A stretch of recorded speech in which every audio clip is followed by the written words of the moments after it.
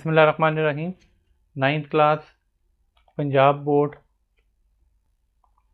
हम second chapter हमने 2.1 और 2.2 टॉपिक तक कर लिया था। 2.3 है हमारे पास टाइप्स ऑफ मोशन। पीछे हमने पढ़ा था रेस्ट ऑफ मोशन।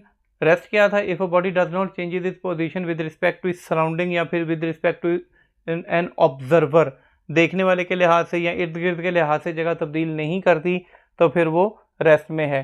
जबकि अगर वो जगह तब्दील करे तो फिर मोशन की हालत में। अब ये जो मोशन है ये 3 बेसिक टाइप्स का मोशन होता है: ट्रांसलेटरी मोशन, रोटेटरी मोशन और वाइब्रेटरी मोशन।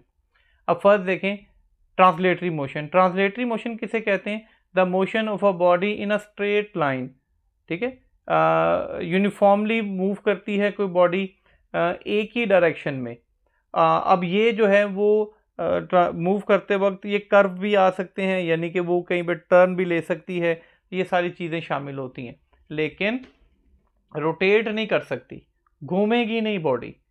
ठीक है, तो ये जो मोशन होती है वो ट्रांसलेटरी मोशन कहलाती है। मिसाल के तौर पर गाड़ी की हरकत, आप गाड़ी में बैठे हुए हैं, जा रहे हैं और वो गाड़ी कभी लेफ्ट साइड पे टर्न ले रही है, कभी राइट साइड पे टर्न ले रही है, कभी सीधी जा रही है फिर लेफ्ट, तो ये ट्रांसलेटरी मोशन है, क्योंकि वो स्ट्रेट लाइन में जा रही है और फिर बाद में टर्न भी ले रही है। यानी कि टर्न हो सकते हैं लेकिन ऐसा नहीं हो सकता कि वो गोल दायरे में घूमना शुरू कर दें।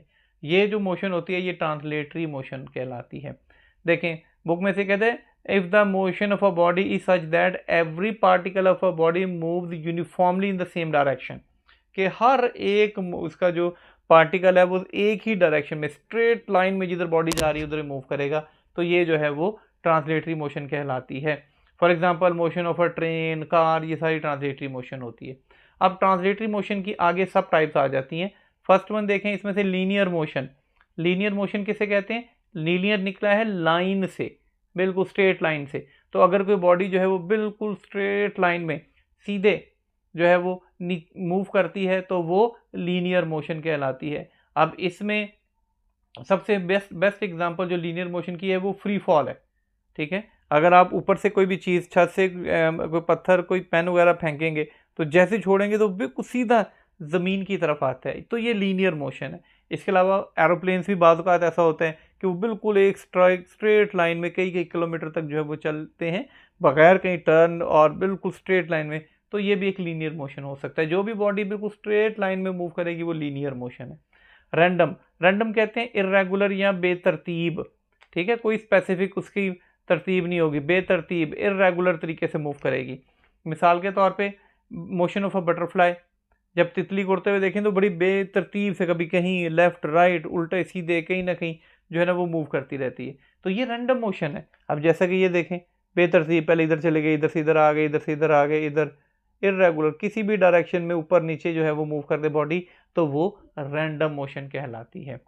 सर्कुलर कहते हैं एक दायरे में हरकत करना, एक सर्कल में हरकत करना। ठीक है, जैसा कि ये सर्कुलर मोशन की एग्जांपल है कि ये क्या कर रहा है, ये गोल दायरे में जो है वो मूव करे जा रहा है, तो ये जो है वो सर्कुलर मोशन होती है।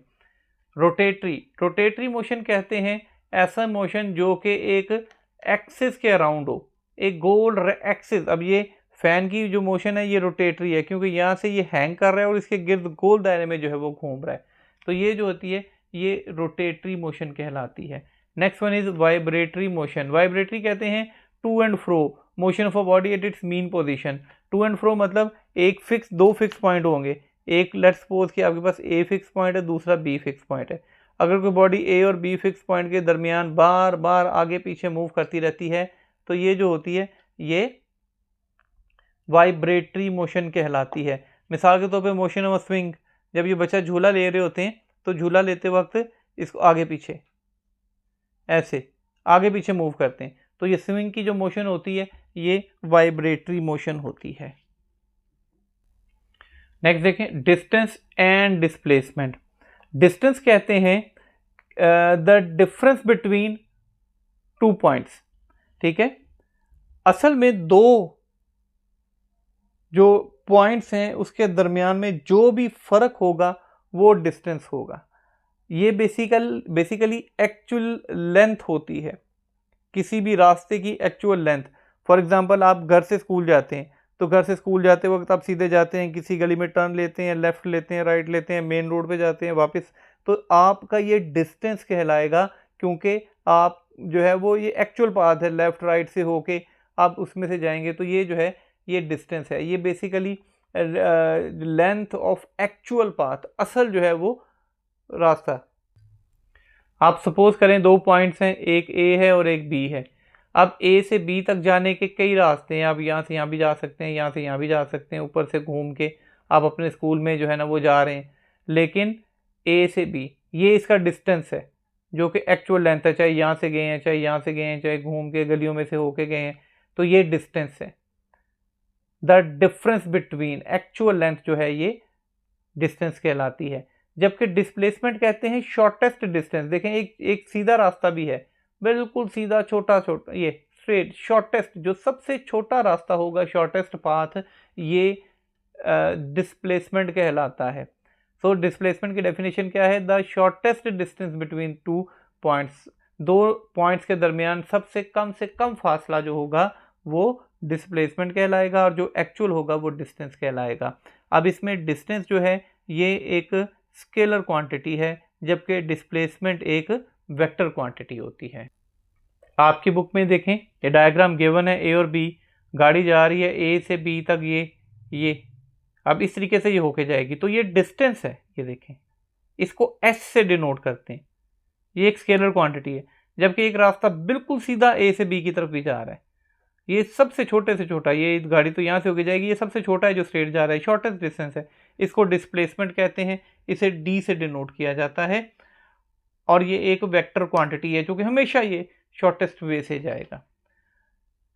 हमारा आज का लेक्चर यहीं तक था, 2.4 तक। इंशाल्लाह ताला 2.5 से ऑनवर्ड्स नेक्स्ट चैप्टर में करेंगे। नेक्स्ट अपने लेक्चर में इंशाल्लाह ताला इस चैप्टर को ख़त्म कर देंगे। Thank you very much.